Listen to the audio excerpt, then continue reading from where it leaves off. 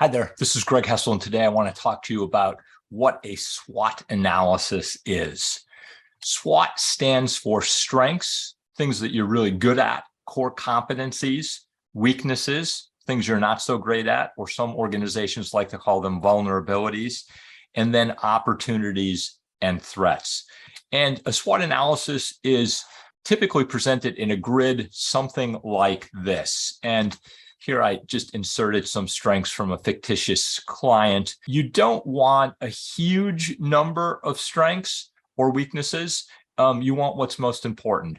Typically, I'd have 8 to 12 strengths and weaknesses. If you have an exhaustive list, you're comprehensive, but you're not necessarily adding things that are going to add value. Weaknesses, obviously things that you're not so good at, or vulnerabilities. Again, I inserted some from a fictitious client. What differentiates strengths and weaknesses from opportunities and threats is that you have control over the strengths and weaknesses, whereas the opportunities and threats are things that are happening in the world around you that you don't necessarily have control over. So you want to list your competencies, what you're really good at, and try and figure out, can you leverage them in new ways? That's super efficient if you're already good at something. Are there relevant weaknesses that you really need to give the attention to overcome?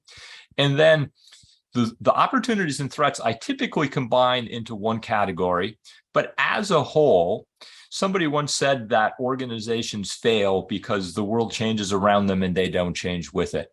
So what's changing in the world around you is very, very significant when you're thinking strategy. I tend to combine them into one category because in my experience, people like the word opportunity and they tend to think of everything as an opportunity, even if it's really a strength or weakness.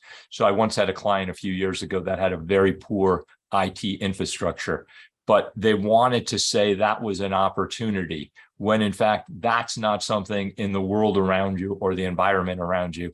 Your IT infrastructure is something that any organization has or should have control over. So it's a weakness.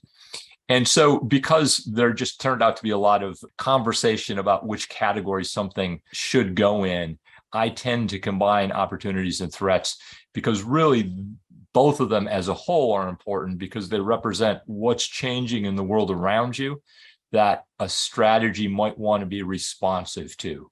That's why you're thinking about that category. And then the goal is to start thinking about, can you leverage strengths in new ways? And are there significant weaknesses that are relevant and related to some of the key issues that the organization is facing?